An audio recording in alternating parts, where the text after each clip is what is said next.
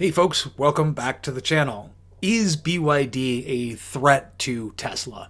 The Chinese car maker BYD saw a huge surge in revenue last year, surpassing the $100 billion mark for the first time, beating rival Tesla as the electric vehicle giant continues to eat away at market share, especially in overseas markets. Now, if you've paid attention to my previous videos on BYD, you've known that the company has always been on a pathway to emerge as a leader in China's highly competitive EV market, which is the largest in the world. But now it's also looking to expand operations abroad, with European markets in their sights. So BYD just recorded $107.2 billion in revenue for 2024. That figure eclipses the $97.7 billion revenue by Tesla for the very first time. It's my opinion that BYD's push into Europe doesn't simply come at a difficult time for Tesla, whose sales have dropped like a rock following Elon Musk's support for far-right political groups over in Europe, but that the difficult times for Tesla and Elon Musk's involvement in politics is mostly about using the power of US government and its influence to insulate Tesla from foreign competition. Tesla has simply dropped the ball in terms of its technology lead and lost the race to scale production in the EV market against a series of rivals that simply had a lot more experience manufacturing stuff. BYD's results are not just the first sign that a serious competitor has emerged for Tesla, but I believe that without US trade protections and the cooperation of our allies, it is the first nail in Tesla's coffin. So let's look at BYD here. BYD's 2024 revenue represents a 29% increase from the previous year. BYD's net profit last year was up 34% from 2023, and it's a record high. They also enjoyed a massive year of surging sales and soaring stock price. They sold nearly 4.3 million vehicles last year, up more than 40% from the year before. Monthly sales also jumped 161% in February to 318,000 units, easily outpacing a steep decline at Tesla over the same time period. So this month alone, shares rose to a record high after the firm unveiled a new battery technology that it says can charge a vehicle in the same time that it takes to fill up a gasoline car. The Super E platform battery, this is what they're calling it, and charging system has peak speeds of 1,000 kilowatts and allows cars to travel up to 470 kilometers or 292 miles after a 5-minute charge. Tesla superchargers, by contrast, currently offer charging speeds at most at 500 kilowatts. BYD Vice President Stella Lee also warned us last week that registration numbers for their cars are going to jump in Europe between March and April. The company is marketing heavily and opening numerous showrooms across Europe. BYD is a key player in the global EV market and has a commanding share in China, the largest EV market, and is now going after Europe with exceptionally affordable and good enough vehicles to put other manufacturers on edge. The company has benefited, of course, from generous support to the EV industry by the CCP in Beijing. This approach has given domestic firms a critical edge in the race to provide cheaper, more fuel-efficient EVs over leading US automakers, which have not enjoyed the same amount of government investment. So by the numbers, let's take a look at BYD versus Tesla. Now, it must be stated right off the bat that BYD, in terms of finances, is inherently less efficient than Tesla. Oh, also, I pulled these numbers a couple of days ago, so by now they're already slightly out of date, but BYD's price-to-earnings ratio is 33 versus Tesla's 130.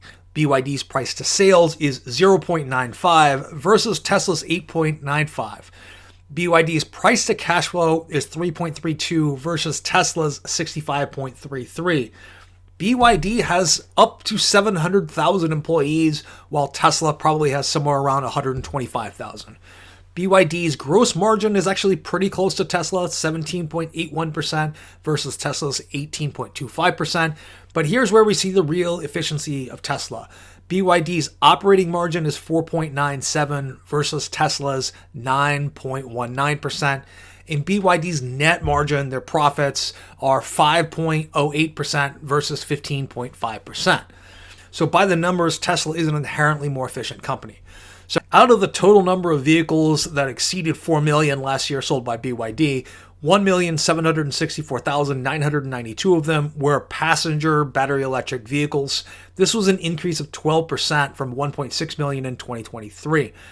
Tesla delivered around 1.1% fewer cars in 2024. Production also declined, while Tesla reported 1,845,985 vehicles produced in 2023. The figure for 2024 is only 1,773,443 units. This is a difference of about 72,500 vehicles, or 3.9%.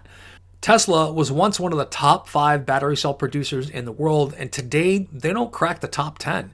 BYD is currently one of the top battery producers in the world. And by one of the top, I mean number 2. It's a massive company that is not only producing a ton of inexpensive vehicles, but a ton of batteries. Out of BYD's approximately 700,000 employees, 102,000 of them are dedicated to research and development. In 2023, BYD Group obtained 3,207 new patents in China, bringing their total number of Chinese patents to around 26,000. No report yet for 2024 on new patents, but Tesla has a total of 3,442 patents globally. BYD also has another 100,000 employees and 10,000 research engineers dedicated to just the Apple supply chain.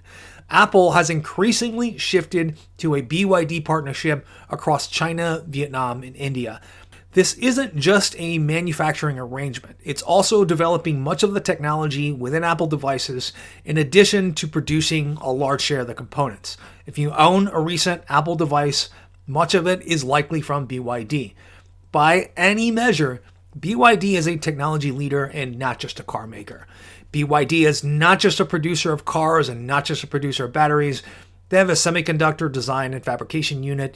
They're partnered with smartphone maker Xiaomi, which has also developed its own electric vehicle and is an investor in BYD Semiconductor alongside ARM China, Lenovo, SK Telecom, the owner of SK Hynix, and the Chinese foundry SMIC.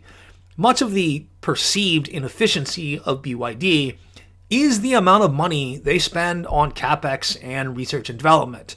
Tesla's 2024 $97 billion in revenue represents a 0.95% increase over 2023, and BYD's total revenues of $107 billion are an increase of 29%, and I think these are going to diverge even faster.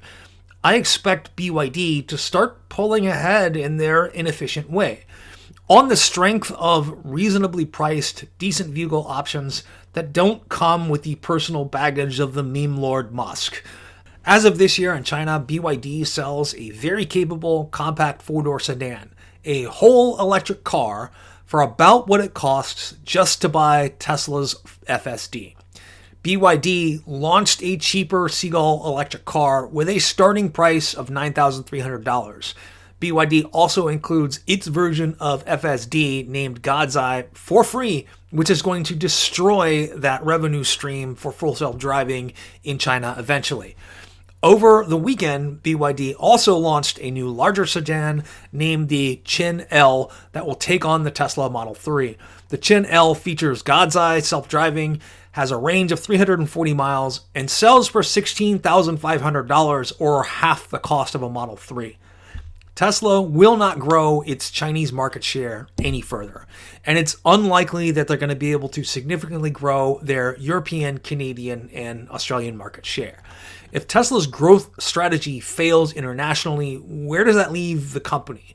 Can Tesla sit behind a wall of tariffs and trade restrictions in the US and increase the domestic market share enough to make up for BYD outcompeting them abroad? Tesla is simply no longer the company that has the ability to make these beneficial partnerships in the technology space in the way that BYD does. BYD's connections to Xiaomi and Apple ensure that they're going to have greater connectivity to their product ecosystems. In short, BYD has managed to co-opt potential rivals and tie their successes together. And I just don't see this happening anytime soon with Musk at the helm of Tesla. Now, if Musk were to go at some point, I guess that could change over time. You really kind of have to look at the history of car companies and look at how many times we've looked at other car companies in the past and said they've been dead, and at some point they've come back from the dead. And you could really, at one point, have said this around 2008 about BYD. They looked like a failed car producer, and they managed to completely turn things around, and now they're starting to dominate that EV space. So as serious investors, we need to take a look at the EV industry right now and acknowledge that Tesla has lost that technology race, and they've lost the race to scale production. And if they lose their international strategy, what does that mean for the company going forward? Can they keep growing their revenues when they're really just dependent on trade protections and tariffs inside of the United States? I'm not sure they can pull that off, and I don't think they can pull it off, especially with Elon Musk still at the helm of Tesla. Anyway, let me know what you guys think in the comments below. I look forward to hearing from you, and I'll see you next time.